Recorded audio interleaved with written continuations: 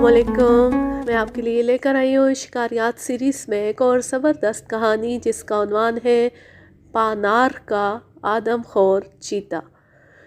अच्छा, कुछ कहानियों के साथ शिकारी का नाम नहीं दिया हुआ किताब में, तो उसके लिए फिर मैं माज़रत ख़्वाह हूँ। अगर नाम मौजूद हो तो मैं ज़रूर बता देती हूँ, अगर नहीं बताया मैंने नाम तो इसका मतलब यही है कि नाम वहाँ पे नहीं लिखा हुआ था। तो इस कहानी का उन्वान है पानार का आदमखोर चीता। पानार का आदमखोर चीता यकीनन ऐसी बला थी जिससे मासूम और सीधे साधे इंसानों को निजात दिलाने के लिए मुझे बड़ी तगोदो करनी पड़ी। 400 अफराद को हड़प कर लेने के बावजूद उस दरिंदे की सिफ्ते खून आशामी जवान थी और उसकी हिलाकत खेज़ सरगर्मियों का दायरा वसी होता जा रहा था।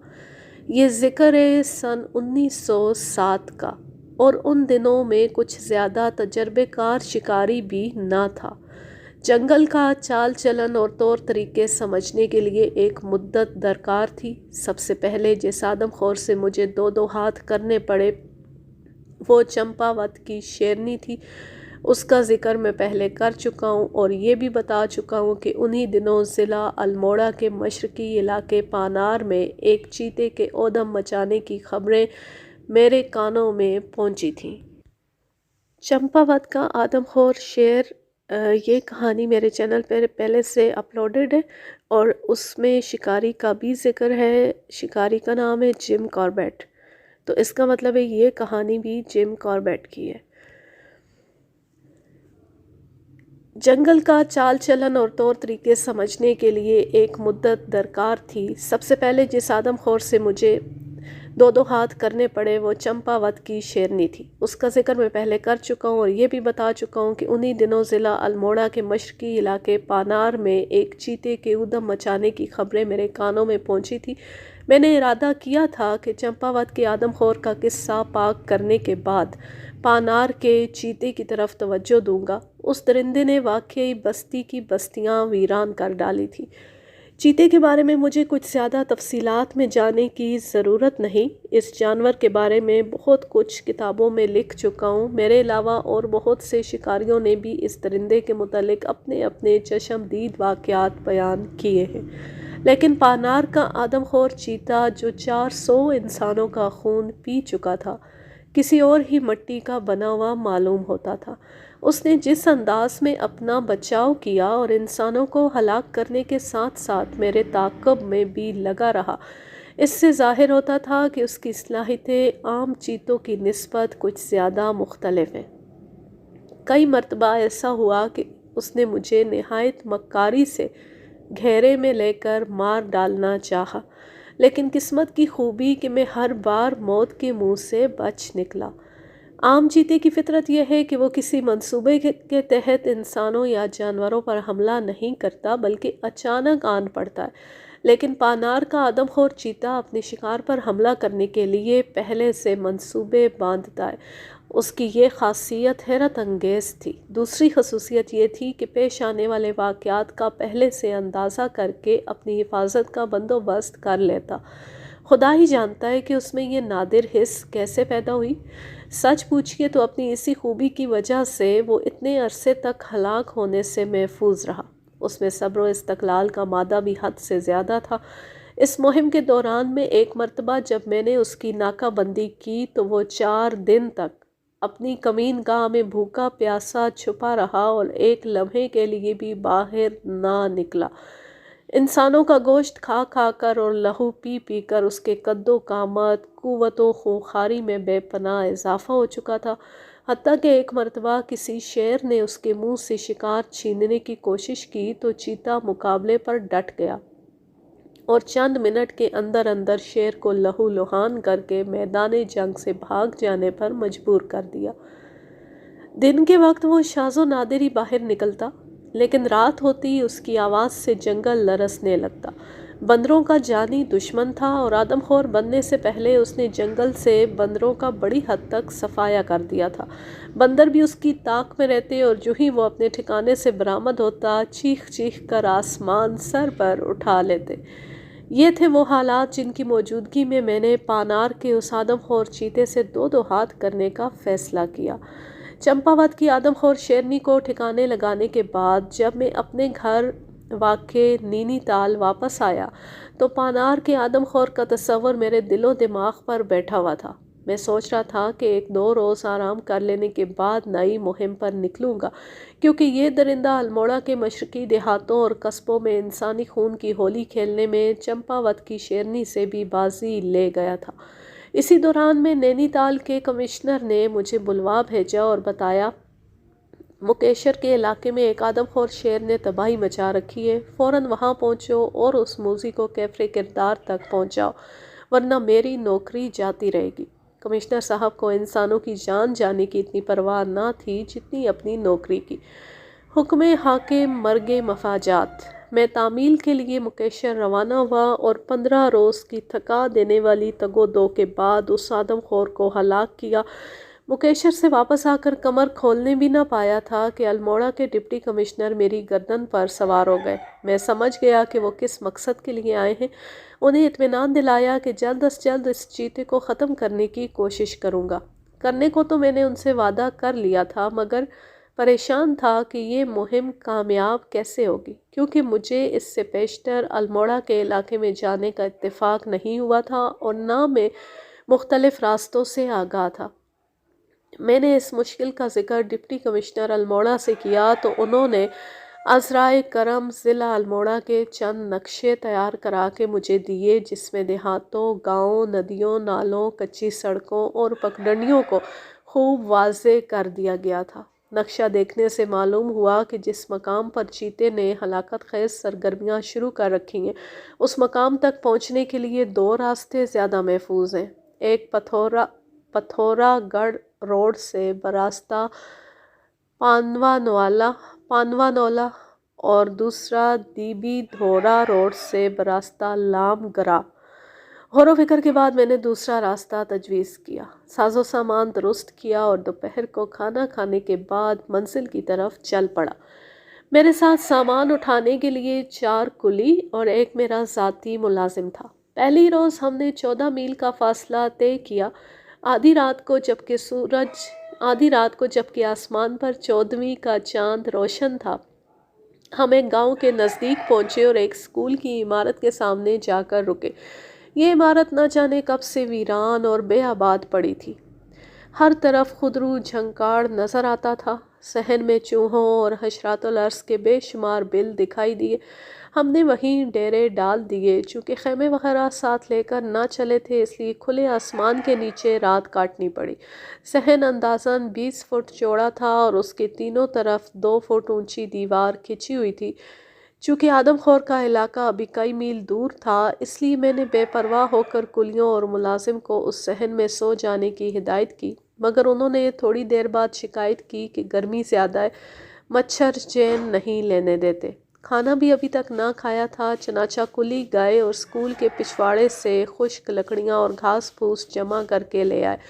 الاؤ روشن کر دیا گیا۔ میرے ملازم نے تھیلے میں سے گوشت کا کچا ٹکڑا نکالا اور آگ پر بھوننے لگا۔ میں اسکول کے اندرونی دروازے کے ساتھ ٹیک لگا کر بیٹھ گیا اور پائپ پینے لگا۔ فضا پر ہیبت ناک سکوت طاری تھا اور جنگل خاموش، درختوں پر بسیرا کرنے والے پرندے بھی چپ چپ تھے۔ البتہ جلتی ہوئی لکڑیوں کے چٹکنے کی آواز تھی جو اس سکوت کو توڑ رہی تھی۔ بھنے ہوئے گوشت کی خوشبو نے میرے معدے میں آگ لگا دی۔ چند منٹ بعد گوشت بھن کر تیار ہو گیا اور میرا ملازم کاغذ پر وہ لوتھڑا رکھ کر تھیلے سے روٹیاں نکالنے کے لیے اٹھ کر سامان کی طرف گیا۔ اس کے ہٹتے ہی دیوار پر سے ایک چیتے نے سر اٹھایا۔ ایک لہجے کے لیے میری اور اس کی آنکھیں 4 ہوئیں اور دہشت سے میرا بدن پتھر ہو گیا۔ میں نے اپنے آدمیوں کو آواز دینے کی کوشش کی، مگر حلق سے آواز نہ نکلی۔ چشم زدن میں صحن میں آن کودا اور گوشت کا لوتھڑا منہ میں دبا کر جدھر سے آیا تھا دبے پاؤں اسی طرف کو غائب ہو گیا۔ میں اسی طرح بے حس و حرکت اپنی جگہ پر بیٹھا رہا۔ اتنے میں ملازم روٹیاں لے کر پلٹا تو گوشت کا بھنا ہوا ٹکڑا غائب تھا۔ اس نے حیرت سے میری طرف سوالیہ نظروں سے دیکھا۔ اب مجھے ہوش آ چکا تھا۔ میں نے ہنس کر کہا، وہ تو چیتا لے گیا۔ چیتا؟ اس کے چہرے پر خوف کے آثار نمودار ہوئے، گھبرا کر ادھر ادھر دیکھنے لگا، پھر بولا، آپ مذاق کرتے ہیں صاحب؟ چیتا یہاں کہاں؟ ابھی تو وہ علاقہ بہت دور ہے۔ میں اپنی جگہ سے اٹھا، حیران پریشان ملازم کا ہاتھ پکڑا اور دیوار کے اس حصے کی طرف لے گیا جہاں سے چیتا کود کر اندر آیا تھا۔ خشک مٹی پر اس کے پنجوں کے نشان فوراً نظر آ گئے۔ ان نشانوں کو دیکھ کر ملازم کے چہرے پر ہوائیاں اڑنے لگیں۔ بولا، آہٹ تو میں نے بھی سنی تھی، لیکن میں سمجھا کوئی اور جانور ہوگا۔ چلو خیر، کھانے کے لیے مجھے کچھ اور دے دو۔ گوشت کا وہ بھنا ہوا لذیذ ٹکڑا چیتے کے مقدر کا تھا، وہ لے گیا۔ صبر کے سوا چارہ ہی کیا ہے۔ اگلی صبح ہم اس بستی میں داخل ہوئے جس کا نام دیبی دھورا تھا۔ یہاں رک کر چیتے کے بارے میں تازہ خبریں لوگوں سے سنی، کھانا کھایا اور رخصت ہوئے۔ چیتے کی سلطنت کی سرحدیں ابھی کچھ دور تھی۔ شام کے وقت ڈھول ڈھک کے بنگلے پر پہنچے۔ اب ہم خطرناک علاقے میں داخل ہو چکے تھے۔ ہماری آمد کی خبر بستی بستی اور گاؤں گاؤں پھیل رہی تھی۔ میں نے محسوس کیا کہ لوگ اپنی قدیم جہالت اور سادگی کے باعث چیتے کو بدروح سمجھے ہوئے اسے ختم کرنے کی تدبیریں اختیار کرنے کی بجائے چپ چاپ اپنے آپ کو اس کے حوالے کر دیتے۔ چیتے کی سرگرمیاں اس حد تک وسیع ہو چکی تھیں کہ اکا دکا آدمی کی تو ہستی ہی کیا، 20 30 افراد کی ٹولی پر اچانک آن پڑتا اور کسی نہ کسی کو پکڑ کر لے جاتا۔ ڈھول ڈھک کے لوگوں نے بتایا کہ چیتا آج کل اسی علاقے میں پھر رہا ہے اور 15 روز سے سب لوگ اپنے جھونپڑوں اور کچے مکانوں میں بند پڑے۔ پینے کا پانی ختم ہو چکا ہے۔ گاؤں سے باہر 2 کنویں، لیکن وہاں تک جانے کی کوئی شخص جرأت نہیں کرتا۔ ان کنووں پر چیتا اب تک 12 افراد کو ہلاک کر کے ہڑپ کر چکا ہے، جن میں 4 لڑکیاں بھی شامل ہیں۔ میں نے ان تمام مقامات کا بغور جائزہ لیا جہاں چیتا گھومتا پھرتا دیکھا گیا تھا۔ ہر جگہ مجھے اس کے پنجوں کے نشان دکھائی دیے۔ خیال تھا کہ بہت جلد میرا آمنا سامنا ہوگا، لیکن ایسا نہ ہوا۔ پتہ چلا کہ چیتا دن کے وقت مغرب کی جانب کوئی 15 میل دور ایک ویران بستی میں آرام کرنے چلا جاتا ہے۔ اس بستی میں 10-15 گھر تھے۔ آبادی بمشکل 50-60 افراد پر مشتمل ہوگی، لیکن ظالم درندے نے ان میں سے نصف افراد کو کھا لیا تھا۔ بقیہ اپنی جانیں بچانے کے لیے بڑی بستیوں کی طرف گھر بار چھوڑ کر بھاگ گئے۔ تیسرے روز میں اس ویران بستی میں پہنچا۔ کچے مکان اور جھونپڑے ویسے کے ویسے اپنی جگہ قائم تھے۔ ان میں ضرورت کی چیزیں جوں کی توں پڑی تھیں، چارپائیاں، بستر، برتن، کھانے پینے کی چیزیں اور نہ جانے کیا الا بلا۔ چند مریل سی گائیں، بھینسیں اور کتے بھی ادھر ادھر چل پھر رہے تھے۔ ایسا معلوم ہوتا تھا کہ بستی والے نہایت افراتفری کے عالم میں یہاں سے راہ فرار اختیار کرنے پر مجبور ہوئے۔ اس بستی کو آنے والی ایک بڑی پگڈنڈی پر میں نے چیتے کے پنجوں کے تازہ نشان دیکھے۔ ان کی پیمائش اور درمیانی فاصلے سے اندازہ ہوا کہ ہمارے حریف کا قد دم سے لے کر ناک تک تقریباً 9 فٹ لمبا اور 3.5 فٹ اونچا ہے۔ ایک مقام پر انسانی لاش کے چند بچے کھچے اعضاء بھی پڑے ہوئے تھے۔ یہ اجزاء 4-5 روز قبل کے تھے۔ ایسا معلوم ہوتا تھا کہ چیتا کسی اور جگہ سے اپنا شکار لایا اور یہاں بیٹھ کر ہڑپ کیا۔ جنگل کے بالکل سرے پر ایک منزلہ پختہ مکان دکھائی دیا۔ ہم قریب پہنچے تو چھوٹے سے برآمدے میں ایک 22-23 سال کا نوجوان نمودار ہوا اور لکڑی کی 4-5 سیڑھیاں اتر کر صحن میں آن کھڑا ہوا۔ میں حیران تھا کہ اس خطرناک مقام پر یہ نوجوان تنہا کیا کر رہا ہے، پاگل ہے یا اسے چیتے کا ڈر نہیں؟ جب وہ قریب آیا تو میں نے دیکھا اس کی آنکھیں سوجی ہوئی ہیں اور چہرے پر ایسے اثرات ہیں جو اس کے اندرونی رنج و غم کو ظاہر کرتے۔ آتی وہ میرے قدموں میں گر پڑا اور زار زار رونے لگا۔ میں نے اسے اٹھایا، دلاسا دیا اور پوچھا کہ اس پر کیا افتاد پڑی اور وہ اس ویران بستی میں کیا کر رہا ہے۔ اس نے جواب میں جو دل دوست داستان سنائی اسی کے الفاظ میں کچھ یوں تھی: صاحب کیا بتاؤں، یہ میری بے وقوفی کا نتیجہ ہے۔ دوسرے لوگ تو یہاں سے چلے گئے، انہوں نے مجھ سے بھی کہا کہ یہ علاقہ چھوڑ دوں اور کسی دوسری جگہ چلا جاؤں ورنہ چیتا تمہیں زندہ نہ چھوڑے گا۔ میں نے ان کی ایک نہ سنی۔ میں سمجھتا تھا کہ میرا مکان مضبوط ہے اور چیتا اس میں داخل نہ ہو سکے گا۔ پرسوں رات کا ذکر ہے، میں اور میری بیوی کمرے میں سو رہے تھے، نہ جانے دروازہ کیسے کھلا رہ گیا۔ گزشتہ کئی راتوں سے وہ اس مکان کے آس پاس پھر رہا تھا، لیکن دروازہ بند ہونے کے باعث اندر نہ آ سکتا تھا، مگر کل رات ہماری غفلت کے باعث اسے موقع مل گیا۔ آدھی رات کا وقت تھا کہ چیتا دبے پاؤں کمرے میں آیا۔ اس نے میری بیوی کا گلا منہ میں دبایا اور گھسیٹ کر لے جانے لگا۔ اس کی چیخیں سن کر میری آنکھ کھل گئی اور میں نے لپک کر اپنی بیوی کو پکڑ لیا۔ یہ سب آنن فانن ہوا۔ چیتا کچھ گھبرا سا گیا، وہ پیچھے ہٹا اور دروازے سے باہر نکل کر غرانے لگا۔ میں نے لپک کر دروازہ بند کر دیا۔ رات کا بقیہ حصہ وہ برآمدے میں پہرا دیتا رہا اور دروازہ توڑنے کی کوشش کرتا رہا۔ میری بیوی کی حالت خراب ہو گئی۔ اس کی گردن کے زخم سے خون مسلسل بہہ رہا تھا اور مجھے یقین تھا کہ وہ زیادہ دیر زندہ نہ رہے گی۔ سورج نکلنے سے کچھ دیر پہلے چیتا چلا گیا۔ میں تمام دن اپنے کمرے سے باہر نہ نکلا۔ ڈر تھا کہ چیتا آس پاس چھپا ہوا ہوگا اور مجھ پر حملہ کر دے گا۔ میری بیوی پر غشی کی حالت طاری ہے، وہ اب آخری دموں پر ہے۔ اس کے جسم سے بہت خون نکل گیا۔ میں اس شخص سے صرف اتنا کہہ سکا کہ اسے ان حالات میں یہاں نہیں رہنا چاہیے تھا۔ بہتر یہی تھا کہ دوسرے آدمیوں کے ساتھ وہ بھی کہیں اور چلا جاتا۔ بہرحال جو ہونا تھا ہو گیا، اب تو عورت کو بچانے کی تدبیر کرنی چاہیے۔ میں نے مکان میں جا کر اس کی بیوی کو دیکھا۔ اس کی عمر زیادہ سے زیادہ 18-19 سال ہوگی۔ نہایت حسین اور صحت مند لڑکی تھی۔ زخموں کے نشان اس کی گردن پر تھے اور خون جم کر سیاہ ہو چکا تھا۔ وہ لاش کی مانند بے حس و حرکت پڑی تھی۔ اس کی چھاتی پر ایک گہرا زخم آیا تھا۔ کمرے میں کوئی کھڑکی نہ ہونے کی وجہ سے انتہائی حبس تھا اور بے شمار مکھیاں بے ہوش لڑکی کے زخموں پر بھن بھنا رہی تھیں۔ اس کی حالت سے ظاہر ہوتا تھا کہ بچنے کا امکان واقعی بہت کم ہے۔ تاہم میں نے لڑکی کے زخم دھوئے، اپنے باکس میں سے ایک مرہم نکال کر لگایا اور پٹیاں باندھ دی۔ اس اثناء میں لڑکی کسی قدر ہوش میں آ گئی اور سوالیہ نظروں سے میری طرف دیکھنے لگی۔ اس کے شوہر نے مختصر الفاظ میں میرے بارے میں بتایا۔ اب سوال یہ تھا کہ ان دونوں کو محفوظ جگہ پر کیسے پہنچایا جائے۔ نوجوان نے کہا وہ یہاں سے جانے کے لیے تیار ہے، بشرط یہ کہ میں اسے اپنی حفاظت میں لے جاؤں۔ اس کی سسرال یہاں سے تقریباً 7 میل دور تھی۔ میں نے کہا وہ اپنا ضروری سامان باندھ لے۔ آدھ گھنٹے کے اندر اندر ہم چلنے کے لیے تیار کھڑے تھے۔ اس کی بیوی کو چارپائی پر لٹایا گیا اور میرے ساتھ آئے ہوئے کلی باری باری اسے کندھوں پر اٹھا کر چلتے رہے۔ راستے میں 3 مقامات پر میں نے چیتے کے پنجوں کے نشان دیکھے۔ ایک جگہ انسانی کھوپڑی اور سوکھی ہوئی انتڑیاں بھی پڑی نظر آئیں۔ تیسرے پہر ہم اس بستی میں پہنچ گئے جو ابھی تک چیتے کی خوں آشام سرگرمیوں سے محفوظ تھی۔ اس بستی کے محفوظ ہونے کی بڑی وجہ وہ 2 ندیاں تھیں جو اسے دونوں طرف سے گھیرے ہوئے تھیں۔ گرمی کے باعث ندیوں میں پانی کم تھا۔ چیتے کو بستی تک پہنچنے کے لیے بہرحال ان ندیوں میں سے گزرنا پڑتا اور غالباً یہ مشقت اسے پسند نہ تھی۔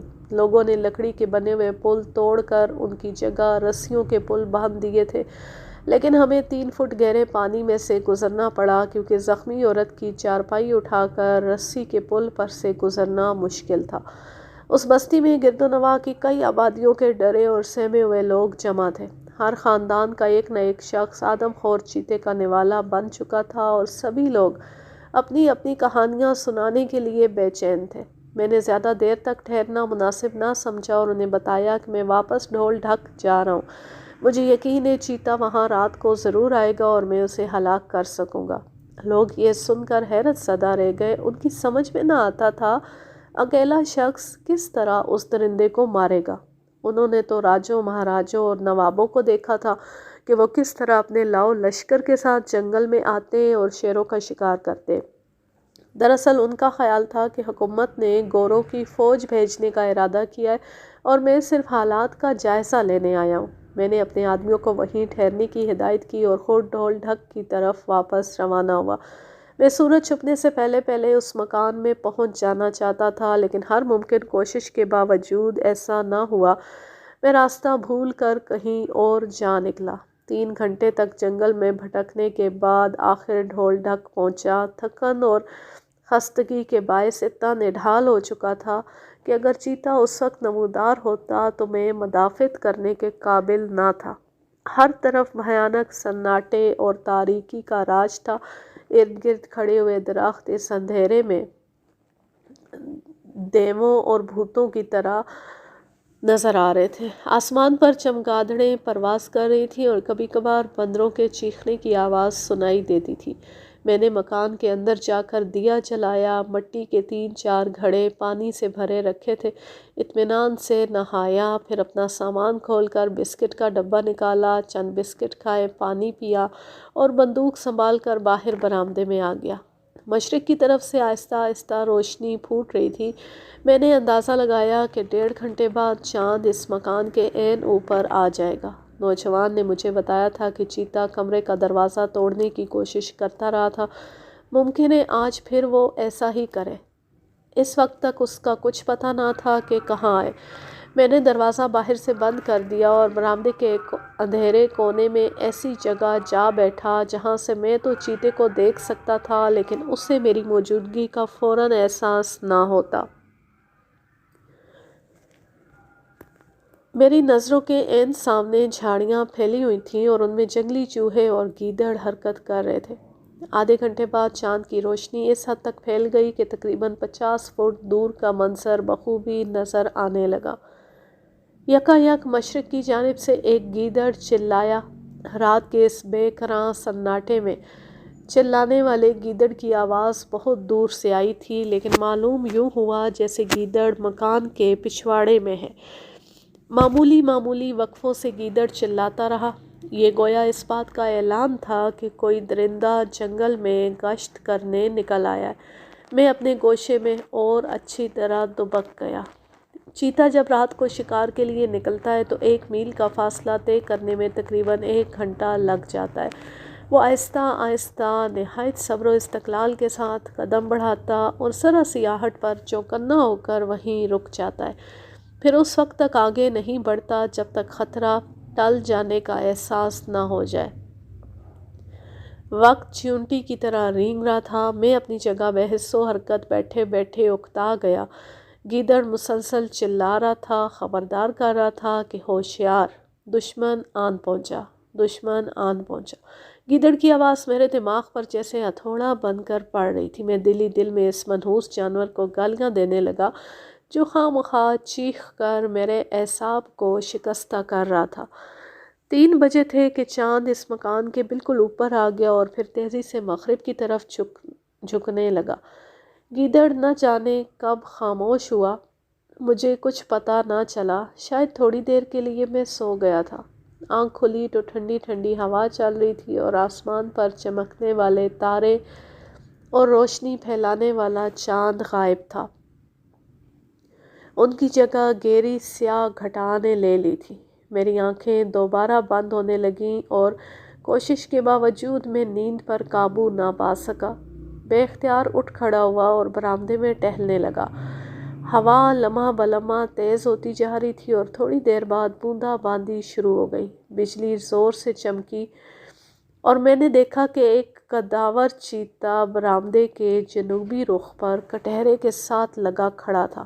غالباً اس نے مجھے نہیں دیکھا تھا۔ میں اپنی جگہ پتھر کے بت کی مانند کھڑا تھا۔ بندوق سیدھی کرنی چاہی لیکن ہاتھ کانپنے لگے۔ دوسرے لمحے بجلی چمکی تو چیتا وہاں نہ تھا۔ اب میں نے آنکھیں پھاڑ پھاڑ کر دیکھنا شروع کیا۔ نیند یکدم کافور ہو گئی۔ ہلکی بوندا باندی اب موسلا دھار بارش میں تبدیل ہو چکی تھی۔ تیز ہوا کے ساتھ پانی کے چھینٹے جب میرے چہرے پر آ کر لگتے تو یوں محسوس ہوتا جیسے برچھیاں سی چل رہی ہیں۔ بجلی کڑکتی اور بادل گرجتا رہا لیکن مجھے چند قدم آگے بڑھ کر کمرے کے اندر جانے کی جرأت نہ ہوئی۔ مجھے شک تھا کہ چیتا قریب ہی چھپا ہوا ہے اور ایسا نہ ہو کہ وہ اچانک میرے اوپر آن پڑے۔ میں بارش تھمنے کا بے چینی سے انتظار کرنے لگا لیکن بارش تھمنے کی بجائے اور تیز ہونے لگی۔ اس کے ساتھ ہوا کے جھکڑوں میں لمحہ بلمحہ تیزی و تندی آتی جا رہی تھی۔ اونچے درختوں کی ٹہنیاں بے پناہ شور کرتی ہوئی ہل رہی تھی۔ دفتن قریب ہی ایک درخت ہولناک آواز سے زمین پر گرا۔ پھر بے شمار پرندوں کے پھڑ پھڑانے اور اڑنے کی آوازیں سنائی دیں۔ شاخوں میں چھپے ہوئے بندر چیخ اٹھے اور پھر دفتن میں نے چیتے کے غرانے کی ہلکی ہلکی آواز سنی جو طوفان باد و بارہ کے مہیب شور میں دب گئی تھی۔ ذرا اس شخص کی حالت کا تصور کیجیے جو ساری رات نہ صرف جاگتا رہا ہو بلکہ بارش میں بھیگا بھی ہو۔ صبح صادق کا اجالا نمودار ہونے سے کچھ دیر پہلے بادل چھٹ گئے، آسمان پر اکا دکا تارے دکھائی دیے پھر غائب ہو گئے۔ میں نے گرد و پیش پر نگاہ ڈالی، پتا پتا بوٹا بوٹا نہایا دھویا اور نکھرا ہوا تھا۔ سرد ہوا میں ایسا نشہ تھا کہ میں وہیں برآمدے میں ایک خشک جگہ پر لیٹ گیا، بندوق سینے پر رکھ لی اور آنکھیں بند کر لی۔ نہ معلوم کتنی دیر سویا رہا۔ آنکھ اس وقت کھلی جب کسی نے میرا شانہ جھنجھوڑا۔ بدحواسی دیکھیے کہ اٹھتی میرا ہاتھ خود بخود بندوق کی طرف گیا اور چیتا سمجھ کر میں لب لبی دبانے ہی والا تھا کہ کسی نے شستہ انگریزی میں کہا، پاگل مت بنو، ہوش میں آؤ۔ کیا دیکھتا ہوں کہ میرے سامنے روڈاور سیر کھڑا ہے۔ معلوم ہوا وہ مجھے ڈھونڈتا ہوا یہاں تک پہنچا ہے۔ اسے الموڑا کے ڈپٹی کمشنر مسٹر سٹفی نے میرا پتہ بتایا تھا اور کہا تھا کہ وہ میری ضروریات معلوم کر کے حکومت کو آگاہ کریں گے۔ میں نے کہا مجھے کسی چیز کی ضرورت نہیں، حکومت سے صرف اتنی درخواست ہے کہ اس علاقے میں لوگوں کو طبی سہولتیں بہم پہنچانے کا بندوبست کیا جائے۔ بہت سے افراد ہیں جنہیں جنگلی درندوں اور آدم خور چیتے نے زخمی کیا ہے۔ اگر ان کا صحیح علاج کیا جائے تو یہ سب افراد تندرست ہو سکتے ہیں۔ اوورسیر کہنے لگا، اگر میں اسی مضمون کا خط لکھ دوں تو وہ ڈپٹی کمشنر تک پہنچا دے گا۔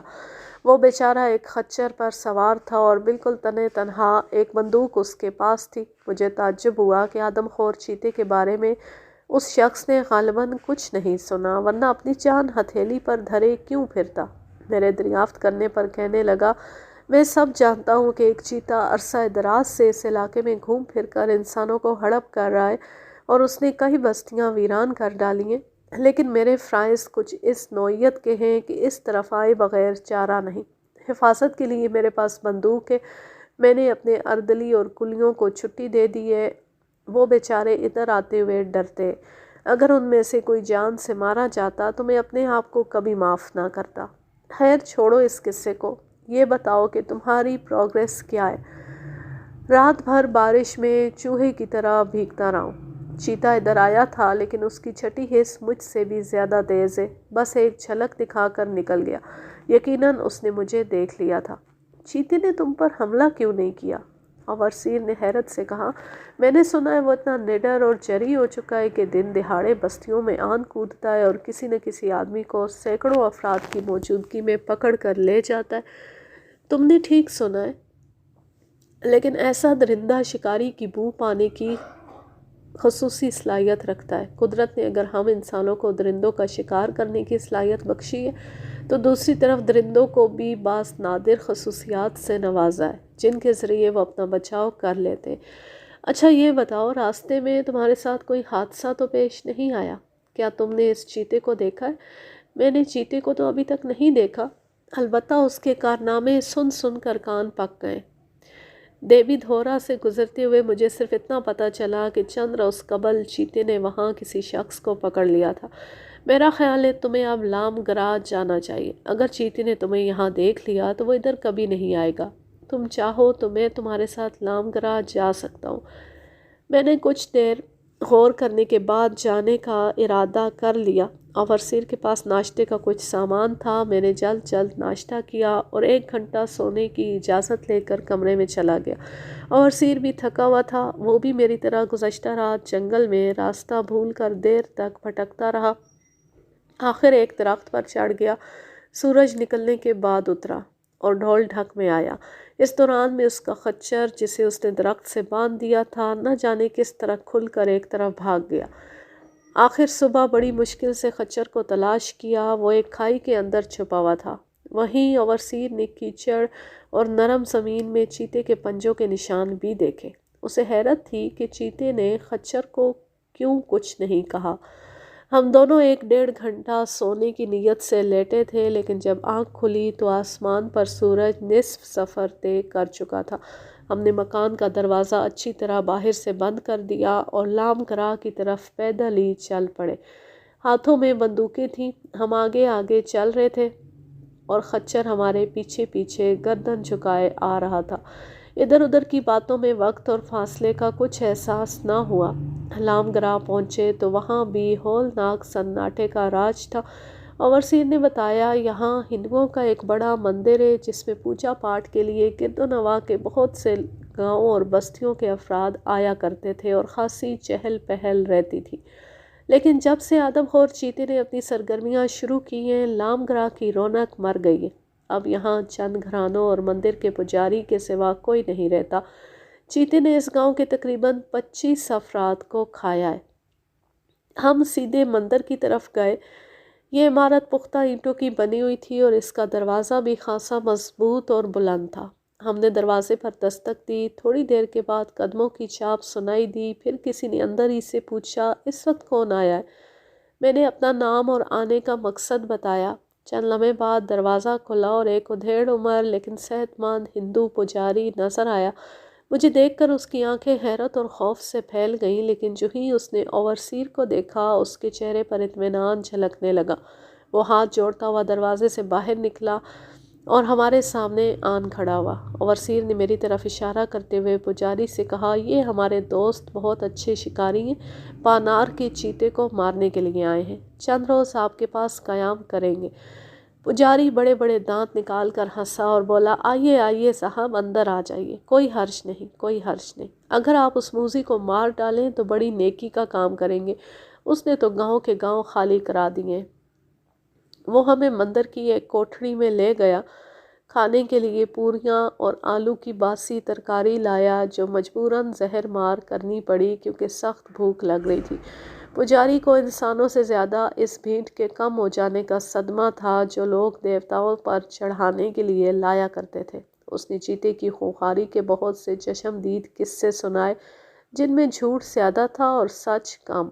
مثلاً یہ کہ چیتا رات کو انسانی شکل اختیار کر لیتا ہے، وہ صرف خون پیتا اور گوشت دوسرے جانوروں کے لیے چھوڑ دیتا ہے۔ اسے اس وقت تک ہلاک نہیں کیا جا سکتا جب تک مندر میں ایک خاص پوجا کا اہتمام نہ کیا جائے اور لوگ اتنا دان نہ چڑھا دیں گے۔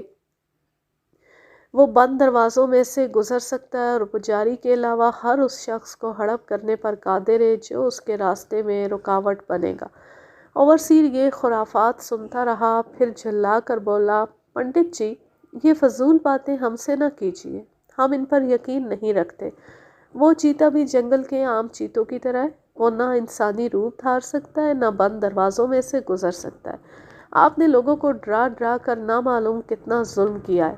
سب مل کر اگر چاہتے تو چیتے کو گھیر کر تکہ بوٹی کر ڈالتے، مگر ان باتوں نے سادہ لو دیہاتیوں کو ہراساں کر رکھا ہے۔ مجھے دیکھ لیجئے، اتنے دن سے انہی جنگلوں میں پھر رہا ہوں، مجھے تو اس چیتے نے آج تک نہیں کھایا، حالانکہ یہ بندوق میرے پاس ہے اور میں نے کئی دفعہ اسے ہلاک کرنے کی کوشش بھی کی ہے۔ یہ تقریر سن کر پجاری کے چہرے پر ندامت کے آثار نمودار ہوئے۔ اس نے بات کو ٹالتے ہوئے کہا اگر کچھ اور کھانا چاہے تو لے آؤں، تازہ دودھ بھی رکھا ہوا ہے۔ جی نہیں بس شکریہ، ذرا ہمیں سستانے دیجیے، اندھیرا ہونے کے بعد میں ذرا باہر ٹہلوں گا، ممکن ہے چیتا ادھر آ نکلے۔ گاؤں میں اس وقت کتنے آدمی ہیں؟ 50-60 کے لگ بھگ تو ضرور ہوں گے، کیا ان کو بلواؤں؟ جی ہاں ابھی بلوا لیجیے، ان لوگوں سے کچھ کہنا ہے۔ اوورسیر نے استفہامیہ انداز میں میری جانب دیکھا، میں نے اسے آنکھ کے اشارے سے خاموش رہنے کی ہدایت کی۔ پجاری نے مندر کا گھنٹا بجایا اور تھوڑی دیر بعد گاؤں کے سب لوگ مندر میں جمع ہو گئے۔ میں نے دیکھا ہر شخص لاٹھی، کلہاڑی اور بلم لے کر آیا ہے، لیکن خوف ان کے چہروں سے ٹپک رہا تھا۔ ان میں ہٹے کٹے جوانوں کی تعداد زیادہ تھی۔ اوورسیر نے مختصر الفاظ میں میرا تعارف کرایا، پھر میں نے کہا بھائیو، میں نے تمہیں صرف یہ کہنے کے لیے بلایا ہے کہ وہ درندہ جو تمہاری بستیوں کو ویران کر رہا ہے کوئی بھوت پریت نہیں، ایک معمولی جانور ہے جسے انسانی لہو کی چاٹ پڑ گئی ہے۔ اگر تم لوگ مل جل کر ہمت سے کام لو تو ایک ہی دن میں اسے تلاش کر کے ہلاک کر سکتے ہو، ورنہ وہ ایک ایک کر کے سب کو کھا جائے گا۔ میں بھی اسی لیے آیا ہوں کہ تمہیں اس مصیبت سے نجات دلاؤں، لیکن میں اس علاقے سے ناواقف ہوں، اس لیے مجھے تمہاری مدد کی ضرورت ہے۔ بولو، کیا تم مدد کرنے کے لیے تیار ہو؟ ہم تیار ہیں، سب نے یک زبان ہو کر کہا۔ کیا تم میں سے کوئی شخص بتا سکتا ہے کہ چیتا کہاں ہے؟ جناب، اس کا کوئی ٹھکانہ نہیں۔ 3 دن پہلے وہ ادھر آیا تھا اور اس مندر کے باہر بیٹھے ہوئے ایک بوڑھے کو پکڑ کر لے گیا تھا۔ بعد میں ہم نے اس کی لاش ایک نالے میں پڑی ہوئی پائی۔ چیتے نے اسے وہاں ڈال دیا تھا مگر کھایا نہیں۔ وہ ساری رات بستی کے ارد گرد گھومتا اور گرجتا رہتا ہے۔ ہم اپنے چھپروں اور مکانوں کے گرد آگ کے بڑے بڑے الاؤ روشن کر دیتے، اس وجہ سے وہ نزدیک نہیں آتا۔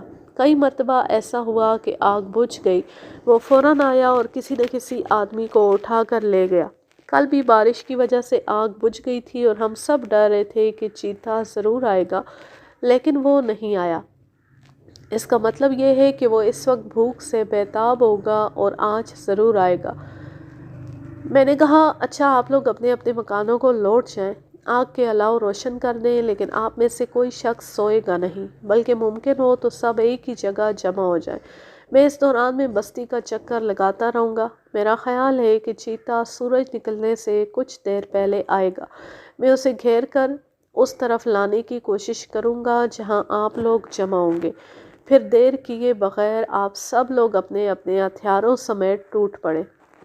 لوگوں نے آپس میں کانا پھوسی کی۔ پھر ایک شخص نے سب کا نمائندہ بن کر کہا، جناب، وہ نہایت چالاک اور ہوشیار ہے، اس طرح کبھی قابو میں نہ آئے گا، بلکہ ہمیں ڈر ہے کہ وہ آپ ہی کو ہڑپ نہ کر جائے۔ بہرحال ہم الاؤ روشن کیے دیتے ہیں اور یہیں مندر کے پاس جمع ہو کر رت جگہ کریں گے۔ گھاس پھوس اور خشک لکڑیوں کے ڈھیر پہلے ہی سے موجود تھے۔ فوراً ان کو آگ دکھائی گئی۔ پھر سب لوگ، جن میں مرد، عورتیں اور بچے شامل تھے، مندر کے قریب سمٹ آئے۔ میں نے اوورسیر کو بھی ہوشیار رہنے کی تاکید کی۔ ایک جانب پہرے کے لیے اس کی ڈیوٹی لگائی، دوسرا مورچہ میں نے خود سنبھالا۔ جنگل سے گاؤں کی طرف آنے والی وہ تمام پگڈنڈیاں جو روزانہ آگ کا الاؤ روشن کر کے بند کر دی جاتی تھیں، آج کھلی تھیں اور لوگوں کی نظریں انہی راستوں پر جمی ہوئی تھیں۔ پتا کھڑکتا تو سب چونک اٹھتے۔ میں نے محسوس کیا کہ یہ سادہ اور معصوم لوگ جو دنیا کی بہت سی آلائشوں سے پاک ہیں، نہ جانے کیوں یہ کڑا عذاب برداشت کر رہے ہیں۔ رات کے ابتدائی حصے میں تو لوگ چپکے چپکے باتیں کرتے رہے، پھر آہستہ آہستہ خاموشی طاری ہونے لگی۔ سچ کہا ہے کسی نے کہ نیند سولی پر بھی آ جاتی ہے۔ رات کے 11 بجے تھے اور اکثر لوگ ہاتھ پاؤں پھیلا کر بے فکری سے سوئے ہوئے تھے۔ اوورسیر بندوق ہاتھ میں لیے مجھ سے اندازاً 50 فٹ کے فاصلے پر ٹہل رہا تھا اور میں ایک پتھر پر بیٹھا جنگل میں گم ہوتی ہوئی اس پگڈنڈی کو گھور رہا تھا جو انسانوں اور جانوروں کی عام گزرگاہ تھی۔ 1:30 بجے جبکہ ٹھنڈی ہوا کے جھونکوں میں کچھ تیزی آ گئی اور آگ کے الاؤ دھیمے پڑتے جا رہے تھے، میرے بائیں ہاتھ کچھ کھٹکا سا ہوا۔ میں چونک کر ادھر ادھر دیکھنے لگا۔ پھر جھاڑیوں میں 2 چمکتی ہوئی زرد آنکھیں نظر آئیں جو فوراً ہی غائب ہو گئیں۔ مجھے خیال ہوا شاید یہ میرا وہم تھا، لیکن چند لمحے بعد جھاڑیوں میں دوبارہ حرکت ہوئی اور ایک مخیب اور دراز قد چیتا بجلی کی مانند جھاڑیوں سے نکلا، بے خبر اوورسیر پر حملہ کیا اور آنن فانن اسے منہ میں دبا کر جھاڑیوں میں گھس گیا۔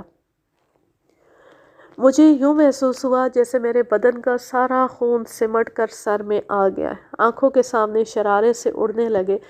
میں نے سوچے سمجھے بغیر جھاڑیوں میں فائر جھونک دیا۔